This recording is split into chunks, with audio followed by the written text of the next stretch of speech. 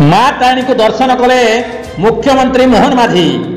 ओडिशार मुख्यमंत्री तथा केन्दुझर गौरव तथा बरपुत्र सदर विधायक मोहन चरण माझी मुख्यमंत्री दायित्व नेबा परे से निज जिला गस्त अवसर में घटगां माँ तारिणी को प्रथम दर्शन करिसेंती।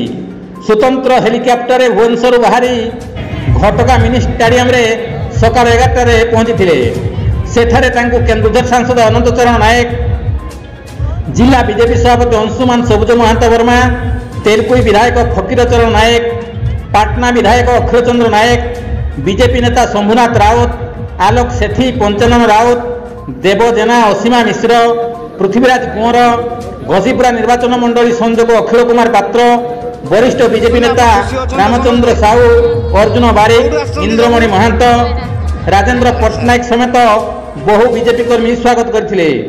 50,000 लोक समागम रे हेलीपैड ठारू माँ तारिणी मंदिर पर्यंत 3 किलोमीटर रास्ता रोड शो करा जायतिला। पुलिस प्रशासन तरफ व्यापक बंदोबस्त करा जाई शांति श्रृंखला रक्षा कराइतिला। आरडीसी समेत केन्दुझर जिलापाल विशाल सिंह, एसपी नितिन कोशलकर डागरू, अन्य वरिष्ठ प्रशासनिक अधिकारी उपस्थित थिले। माँ तारिणी को दर्शन परे घटगां पूर्त विभाग डाक बंगला ठारे लोकों सहित आलोचना करथिले।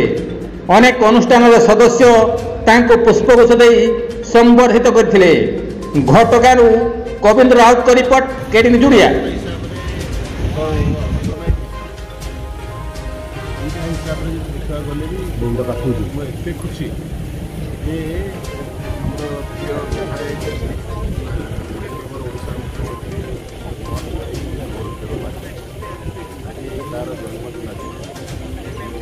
सीएम हेबा परे आलो तेणु एଠିକାର କେଉଁଝର ଜିଲ୍ଲାର ସମସ୍ତ ଭାରତୀୟ जनता ପାର୍ଟିର କାର୍ଯ୍ୟକର୍ତ୍ତା ସାଧାରଣ ଜନ ସମସ୍ତେ ବହୁତ ଉତ୍ସାହରେ ଅଛନ୍ତି, ବହୁତ ଆନନ୍ଦରେ ଅଛନ୍ତି। ଯେ ସ୍ୱତଃସ୍ଫୂର୍ତ୍ତ ଭାବରେ ରାସ୍ତା ଆସିଲା ପଡ଼ିଛି, ସ୍ୱତଃସ୍ଫୂର୍ତ୍ତ ଭାବରେ ଲୋକମାନେ ବିଲ ରାସ୍ତା ଦେଇକି मुख्यमंत्री को देखू आम प्रिय मोहन भाई विशेषकर जब देखा केन्दुझर हूँ गोटे समुद्र जिला किंतु अवहेलित जिला, सबुठ अधिक रेवेन्यू एठू जाऊँ कि सबुठ अधिक अवहेलित कहुए केन्दुझर जिला। मुख्यमंत्री है मोहन भाई कौन आशा कर निश्चित जिते मोहन भाई विधायक थे से सी स्टेट गवर्नमेंट माध्यम जो गुड़िक अचिवमेंट होगा कथा से सी लगुच मुझे थर जा गत टर्म एकुटिया विधायक थी सी पूरा 5 वर्ष तक पूरा संग्राम कर